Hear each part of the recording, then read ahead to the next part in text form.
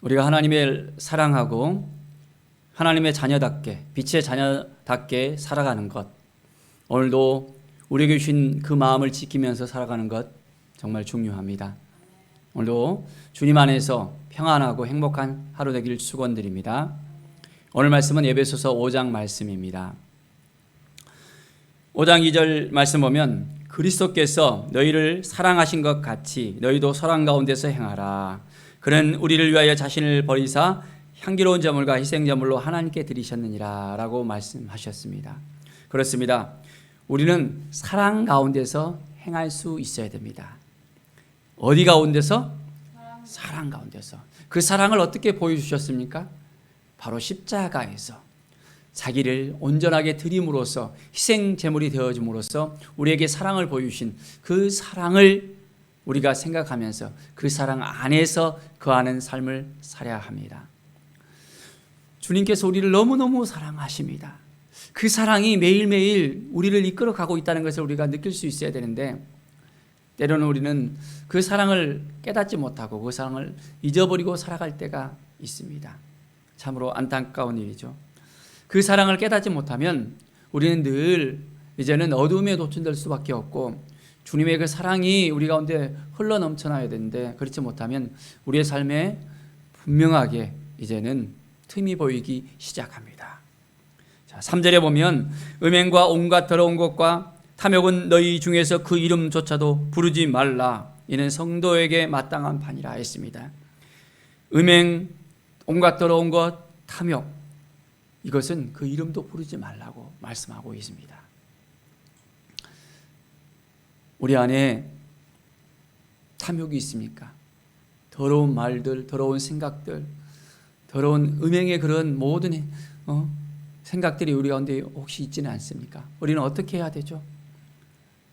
그것들을 생각하지도 말고 그것을 떠오르지도 말고 그 이름조차도 부르지 말라고 말씀하고 있습니다.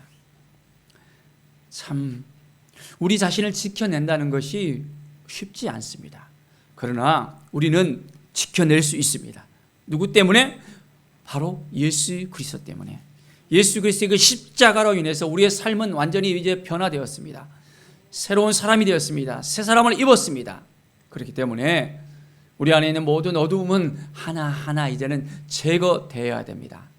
그리고 주님을 바라보면서 나갈 때마다 우리의 삶에 분명한 회복이 일어나는 것을 우리는 목격할 수 있어야 됩니다. 8절을 보십시오. 너희가 전에는 어둠이더니 이제는 주 안에서 빛이라 빛의 자녀들처럼 행하라 했습니다. 너희는 전에는 어둠이었다고 합니다. 어둠. 느낄 수 있습니까?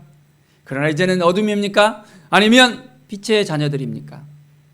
우리는 빛의 자녀들로서 온전하게 살아갈 수 있어야 됩니다.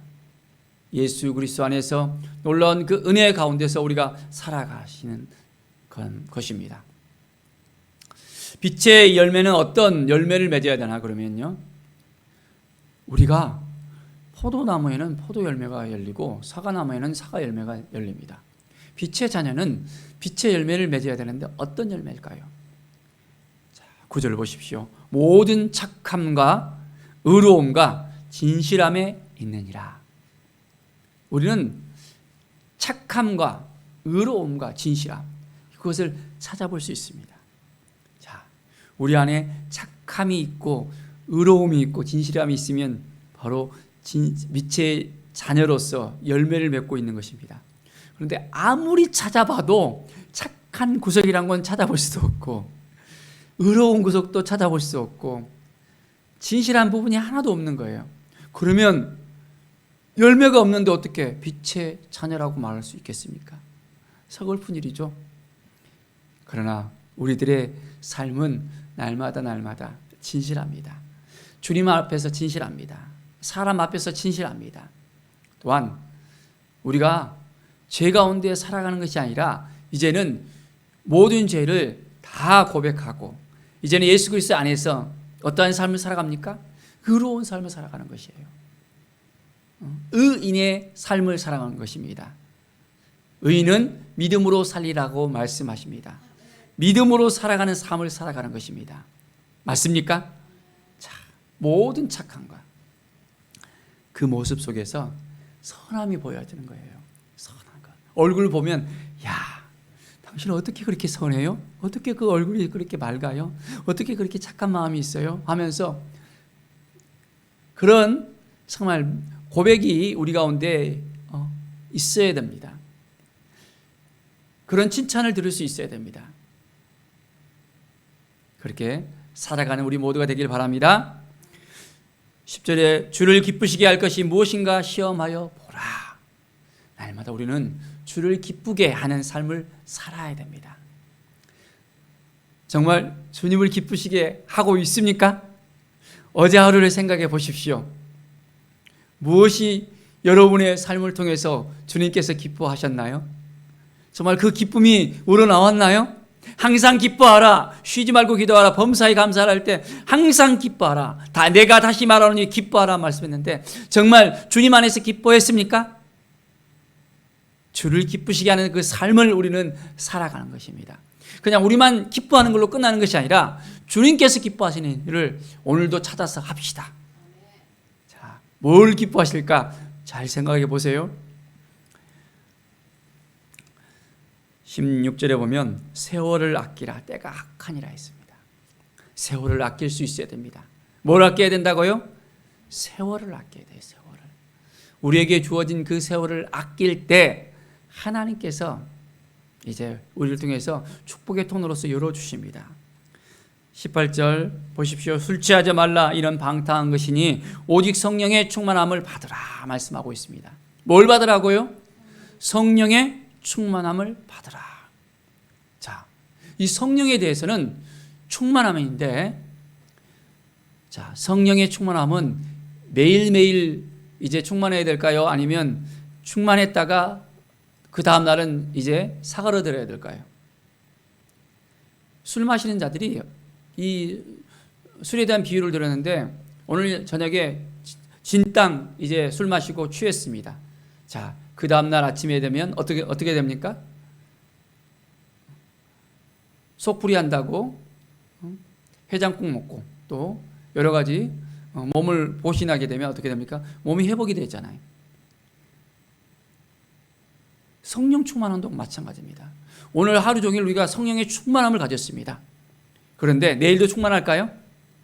아니에요. 매일매일 우리가 충만할 수가 없습니다. 매일매일 충만할 수 있도록 우리의 삶을 점검하고 주님 앞에 나아가야 되는 것입니다. 우리 가운데서 이제 교만함이 생겨지면 충만함은 바로 사그라듭니다. 우리 가운데 거짓이 있으면, 탐욕이 있으면, 주님께서 기뻐하지 않는 그런 마음과 생각들이 있으면, 그 행동들이 있으면 성령의 충만함은 바로 이제는 사라집니다. 매일매일 주님께서 기뻐하시는 그 삶, 믿음의 삶, 회복의 삶, 치유의 삶을 살아야만 우리는 날마다 성령의 충만함을 유지할 수 있습니다. 주님께서 오늘도 우리에게 성령의 충만한 삶을 살으라고 말씀하고 있습니다. 시와 찬송과 신령한 노래들로 서로 화답하며 너희의 마음으로 주께 노래하며 찬송하며 범사에 우리 주 예수 그리스도의 이름으로 항상 아버지 하나님께 감사하며 그리스도를 경외함으로 피차 복종하라. 자, 우리는 날마다 찬송이 넘쳐나야 됩니다.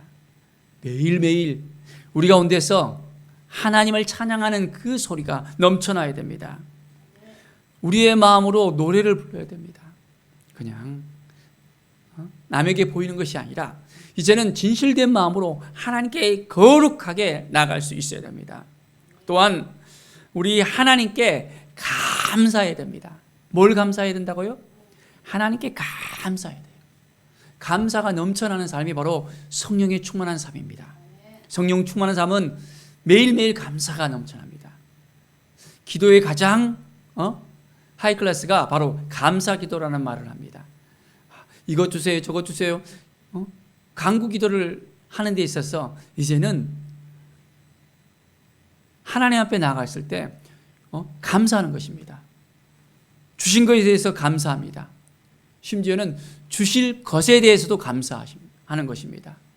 하나님께 감사가 넘쳐나는 거예요. 모든 것을 하나님께 맡기고 살아가고 하나님의 뜻에 합당하게 살아가고 감사가 넘쳐나는 삶을 살아가는 것입니다. 감사의 삶을 살고 싶습니까? 그렇습니다. 감사의 삶을 살아내십시오. 22절부터는 아내들과 남편들에 대해서 말하고 있습니다. 아내들이여 자기 남편에게 복종하라. 어떻게 복종하라고요? 죽게 하듯 복종하라. 남편들아 아내 사랑하기를 어떻게 하라고요? 그리스도께서 교회를 사랑하시고 교회를 위하여 자신을 주신 같이 하라. 어떻게 해야 됩니까? 자신을 주신 같이 어떻게 하라고요? 죽기까지 사랑하는 겁니다. 쉽지 않겠죠? 그러나 우리는 이렇게 해야 됩니다. 남편들도 자기 아내 사랑하기를 자신과 같이 할지니 자기 아내를 사랑하는 자는 자기를 사랑하는 것이라. 정말 사랑하는 그 마음, 주님이 우리를 사랑했듯이 우리는 남편이 아내를 사랑하고, 아내는 어떻게 해요? 남편을 존경하고 이제는 남편 앞에 온전히 복종하는 그 삶, 서로가 서로에 대해서 존경하고 서로를 이해하고 배려하고 이제는 품어줄 수 있는 그 마음들이 서로 있어야 됩니다. 서로 자기만 주장하면 될까요? 쉽지 않습니다. 32절에 보면 이 비밀이 크도다. 나는 그리스도와 교회에 대하여 말하노라. 그러나 너희도 각각 자기 아내의 사랑하기를 자신같이 하고 아내도 자기 남편을 존경하라. 그리스도와 교회에 대해서 말한다.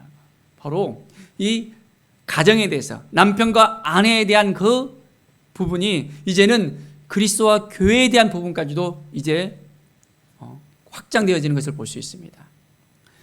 우리는 주님이 우리를 사랑하신 것처럼 우리가 주님 앞에 온전하게 순종하고 복종하고 하나님 앞에 온전히 나갈 수 있어야 됩니다. 우리 주님께서 우리를 얼만큼 사랑하셨는가를 깨달아 알아야 됩니다.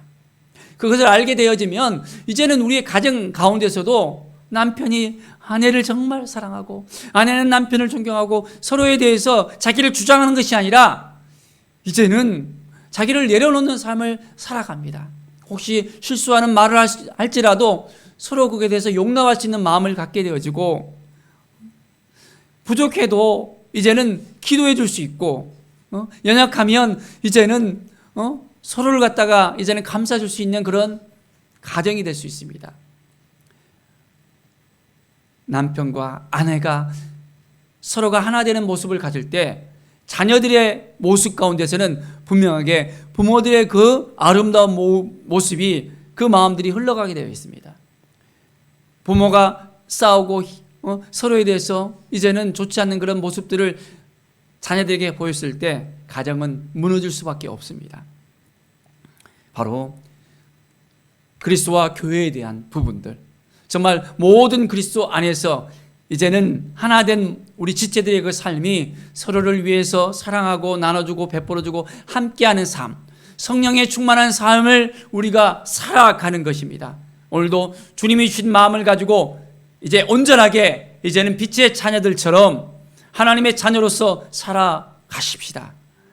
아름다운 아버지의 마음, 우리 주님의 마음을 가지고서 이제는 사랑하며 나눠주고 베풀어주고 우리 자신을 내어주는 그 사랑을 우리가 실천할 수 있는 오늘 하루가 되어지기를 간절히 축원드립니다.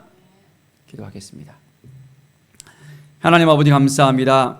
오늘 하루도 주님이 주신 마음을 가지고 나아가게 하여 주시옵소서. 성령의 충만함이 우리에게 넘쳐리게 하여 주시옵소서. 말씀 안에 거하게 하여 주시고 승리하는 삶을 살 수 있도록 도와주시옵소서. 빛의 자녀들처럼 빛의 열매를 맺게 하여 주시옵소서. 모든 착함과 의로움과 진실함이 우리 가운데 넘쳐르게 하여 주시옵소서. 오늘 하루가 성령의 충만함으로 하나님께 영광 돌리는 주님을 기쁘시게 하는 오늘 하루가 되게 하여 주시옵소서. 감사드리며 예수 그리스도의 이름으로 기도드립니다. 아멘.